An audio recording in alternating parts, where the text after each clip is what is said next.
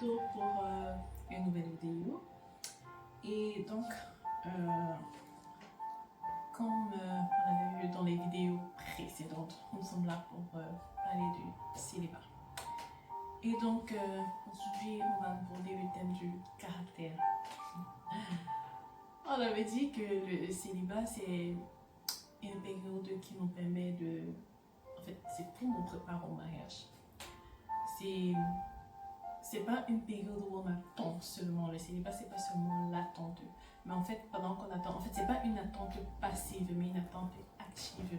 Pendant que tu attends ton mariage, il y a plein de choses que tu fais. Tu te découvres.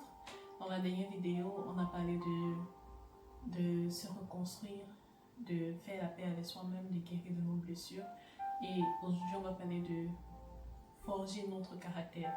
Parce que, en fait, ce qu'on doit savoir, c'est que dans le mariage, il y a un caractère qu'il faut pouvoir tenir dans le mariage.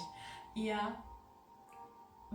a un certain nombre de, de critères pour tenir dans le mariage. De par la discussion que j'ai eue avec des personnes qui sont mariées, des personnes qui ont été mariées, en fait, tous disent la même chose, vraiment la même chose. Premièrement, c'est ce critère de guérison. Deuxièmement, le caractère. Parce que, en fait, par exemple, nous, les femmes, on nous appelle à être soumises. Si la Bible parle de soumission, c'est pas parce que Dieu déteste les femmes, que Dieu pense que les femmes sont moindres que les hommes. Ça n'a rien à voir en fait. C'est juste que les hommes en général, un homme ne se sent bien que lorsqu'il est respecté. Un homme ne se sent bien que lorsque cette position d'autorité là lui est donnée, que lorsqu'il n'a pas à se battre pour avoir cette position d'autorité là. C'est justement pour ça qu'on nous demande à la femme d'être soumise, à nous la femme d'être soumise et à l'homme d'aimer sa femme. Pas seulement aimer comme tu veux aimer, mais aimer comme Christ a aimé l'église. Parce que Christ, lui, il est mort pour l'église. Christ est mort pour les gens que lui, il aimait. Et c'est comme ça qu'on demande à un homme d'aimer sa femme. Ça veut dire aime ta femme au point de pouvoir mourir pour elle s'il le faut. C'est exactement ça. Donc c'est de travailler à notre caractère parce que, en fait, tant qu'on n'a pas ce caractère-là, qu'on nous demande, en gros, c'est une vie de problème qu'on cherche. En réalité, c'est une vie de problème qu'on cherche parce qu'il y aura toujours les disputes dans le couple. Il y aura toujours les disputes dans le couple. C'est pas seulement... Et là, il ne s'agit pas seulement de... En fait, dans la soumission, ça englobe beaucoup de choses. Ça englobe un certain niveau de patience, un certain niveau de tolérance, on va dire ça comment, de vraiment avoir les fruits de l'esprit. Maintenant, ce que moi j'ai trouvé fascinant dans tout ce qu'on nous demande d'avoir ou de développer comme caractère pendant la période de célibat ou alors dans le mariage, ce que j'ai trouvé fascinant, c'est que ces caractères-là, c'est exactement la même chose qu'on attend d'un chrétien. Oui, exactement la même chose. Donc ça veut dire qu'en fait, en gros, c'est comme si on nous demandait d'être de bons chrétiens. Pour ceux qui sont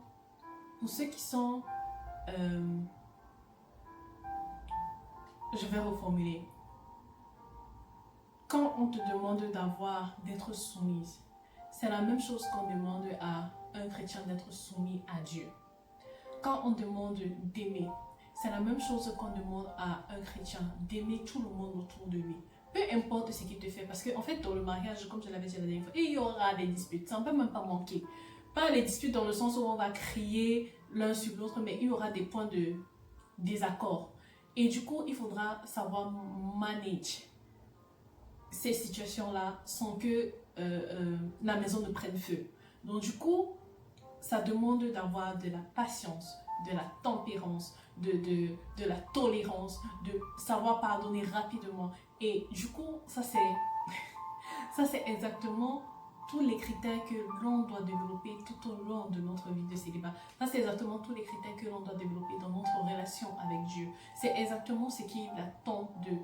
C'est exactement ce qu'il nous demande. C'est exactement les fruits de l'esprit dont la Bible parle. Donc en gros, ça veut dire que pendant notre période de célibat, travaillons à être de meilleures personnes. Pas forcément dans le but de non, quand je vais me marier, machin, non. C'est vraiment travaillons à être de bonnes personnes, travaillons à être de meilleures personnes, travaillons à être des vrais disciples de Christ. Travaillons à être ces personnes-là que, oui, quand le Seigneur va voir, il va dire ah oui, bon et fidèle serviteur. Soyons ces personnes-là que quand des païens vont nous voir dehors, qui vont se dire ah oui, ça c'est un chrétien. Oui, ça c'est vraiment quelqu'un qui ressemble à Christ. Ça c'est vraiment...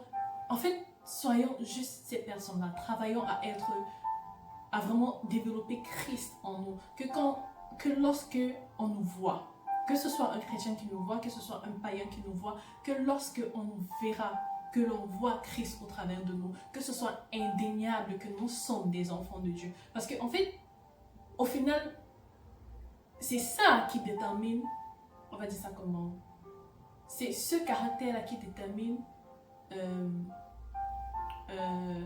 j'ai envie de dire la profondeur de notre alliance, de notre intimité avec le Seigneur en fait. Parce que plus on est intime avec lui, plus il nous travaille, plus on lui ressemble. C'est un peu comme on dit, désolé du mauvais exemple, les mauvaises compagnies corrompent les bonnes mœurs. En fait, c'est plus tu es ami avec quelqu'un de mauvais, plus tu deviens cette personne. En fait, et la Bible dit aussi que ceux qui marchent avec les sages, en fait, au final, deviennent sages. En gros, c'est ça. C'est vraiment, si tu veux devenir quelque chose, si tu veux avoir un truc de particulier, c'est tu te rapproches de ceux qui ont cette chose-là. Et c'est comme ça que, à force de marcher avec eux, ils déteignent sur toi. C'est un peu comme pour l'apôtre Pierre. Au final, quand on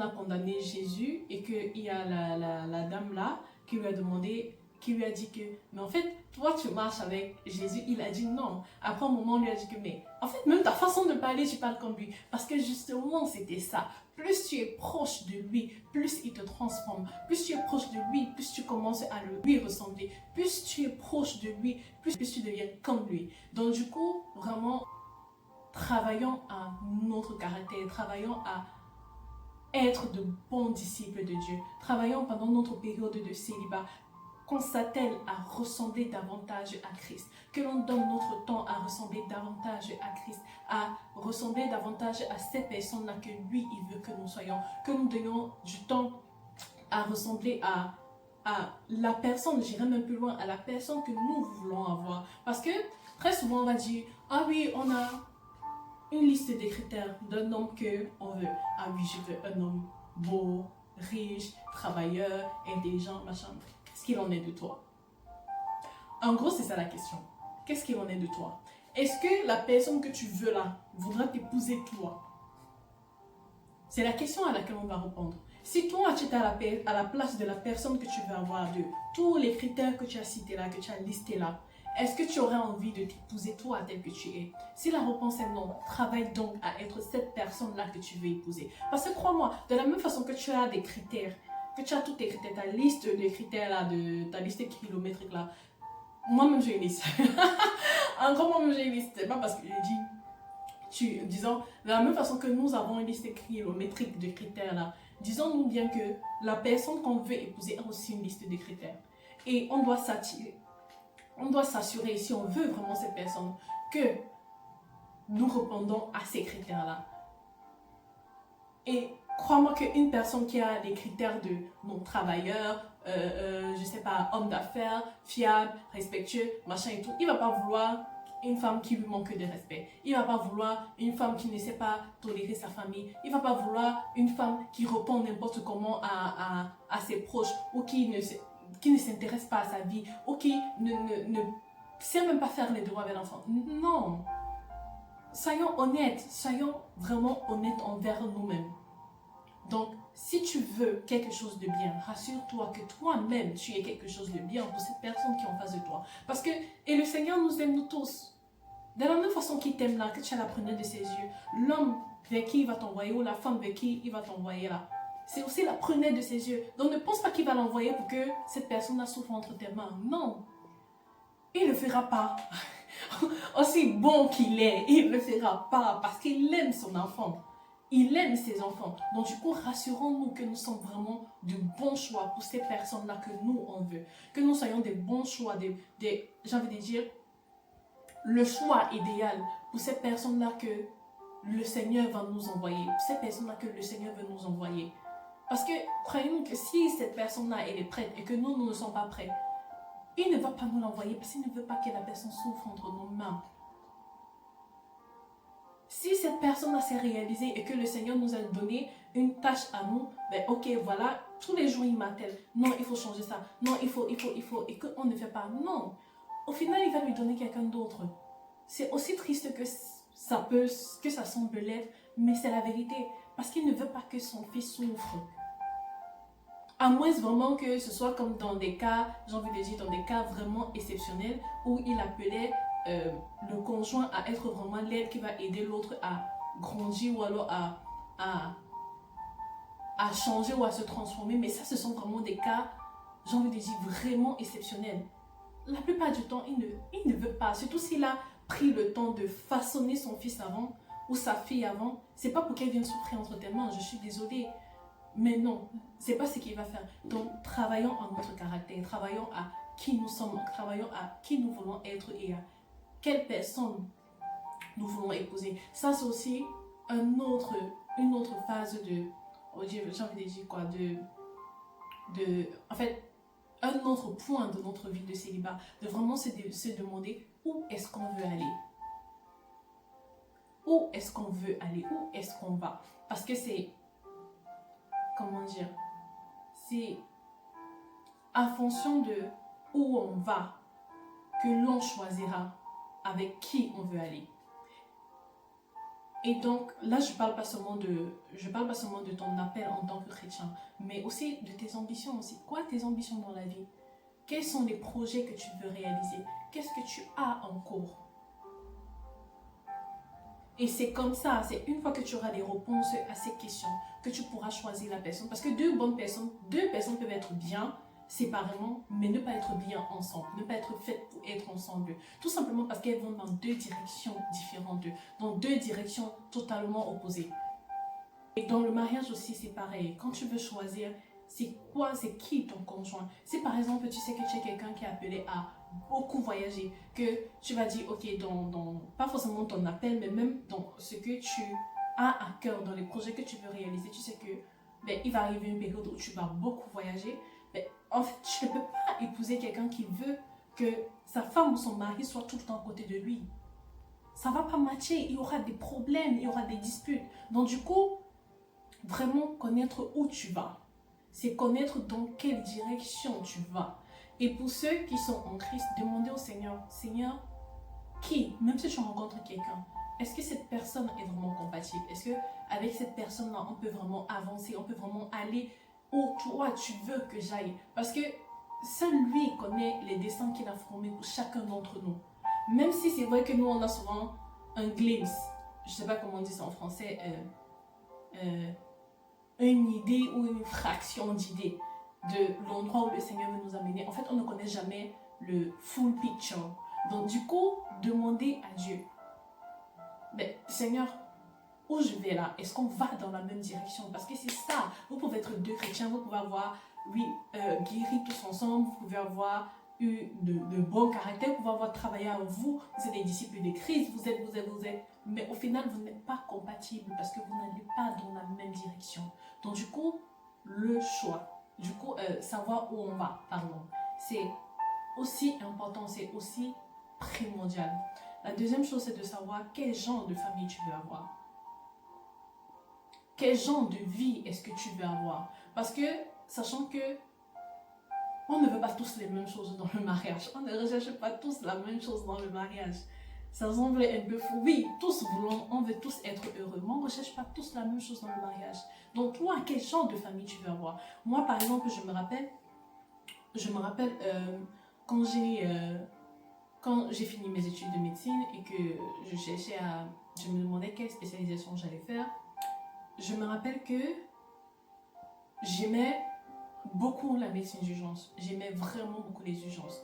Mais je me suis dit, ah Seigneur, le genre de famille que moi je veux avoir Je veux être là pour mes enfants. Je veux passer du temps avec mes enfants. Je veux passer du temps avec mon mari. Je ne veux pas qu'à 2 heures du matin, on m'appelle parce que, oh oui, vraiment, il y a telle urgence que je sois obligée de quitter mon lit conjugal pour partir soigner quelqu'un. Seigneur, je ne veux pas.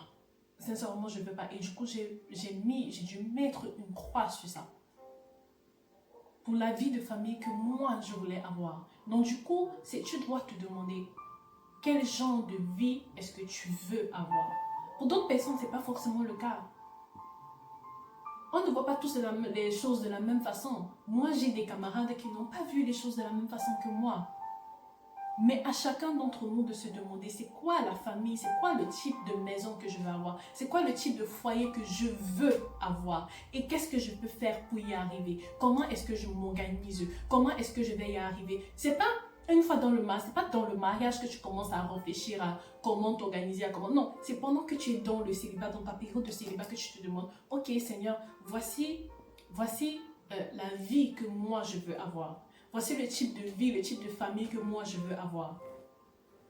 Qu'est-ce que je suis prête à faire? En fait, comment j'en arrive là? Tu demandes au Seigneur de t'aider. Pour ceux qui ne sont pas en Christ, encore une fois, toi-même, tu commences à réfléchir, tu te renseignes autour de toi, ceux qui sont mariés, ceux qui sont plus sages que toi, tes aînés, tu demandes en fait. Comment est-ce que j'en arrive là? Voici où je suis, voici où je veux arriver. Comment est-ce que je quitte d'ici pour arriver là? Comment est-ce que je maintiens cette vie-là? Parce que c'est aussi une question de maintien. Disons-nous que la vie, c'est pas un fleuve tranquille, c'est pas forcément une ligne droite. Il va arriver des moments où il va falloir faire des choix. Par exemple, quand les enfants vont venir, il va falloir que tu sois préparé, que tu te dises que, ok, quand les enfants vont venir, voilà comment je vais m'organiser, histoire de maintenir cette harmonie familiale-là.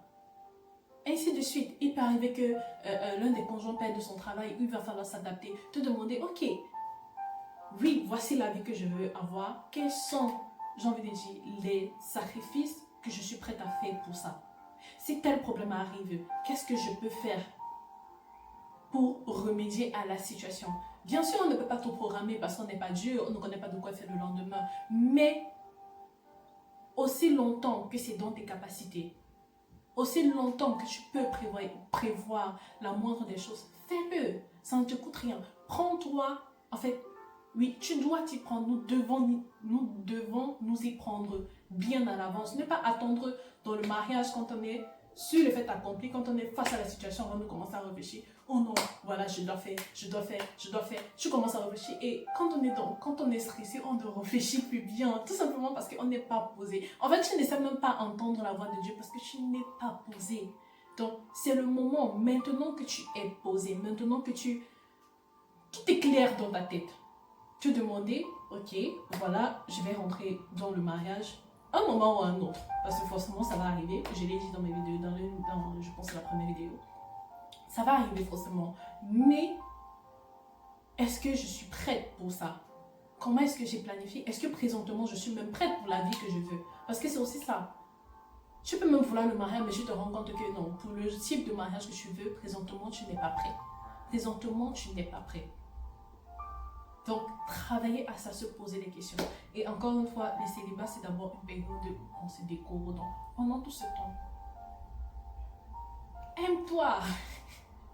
Vraiment, aime-toi. Épanouis-toi. C'est le moment de voyager. Pour ceux qui aiment le voyage, bien sûr, parce que moi, c'est pas ma tasse de thé. Mais pour ceux qui aiment le voyage, c'est le moment de voyager. Pour ceux qui aiment, je sais pas, faire des sorties entre amis, c'est le moment de faire des sorties. Parce qu'une fois que tu es marié, ce n'est plus la même chose. Tu dépends de quelqu'un d'autre. Ça vaut pour les hommes et pour les femmes. Tu ne peux pas juste te lever un bon jour comme ça, tu dis que tu sors. Non. Ça ne marche plus comme ça. Donc, c'est le moment. Tu es là pendant ta période de célibat. Prends soin de toi. Épanouis-toi. Vraiment, quand on dit s'épanouir, c'est dans les limites de ce que la Bible dit. Parce que moi, je ne vais pas parler dans les limites de ce que la Bible dit, de ce que la Bible recommande. Épanouis-toi sans péché contre l'Éternel. Sans péché contre toi-même. Épanouis-toi du mieux que tu veux, du mieux que tu peux. Genre vraiment, enjoy, j'ai envie de dire, enjoy. Donc, ce sera tout pour cette vidéo et je vous dis à la prochaine.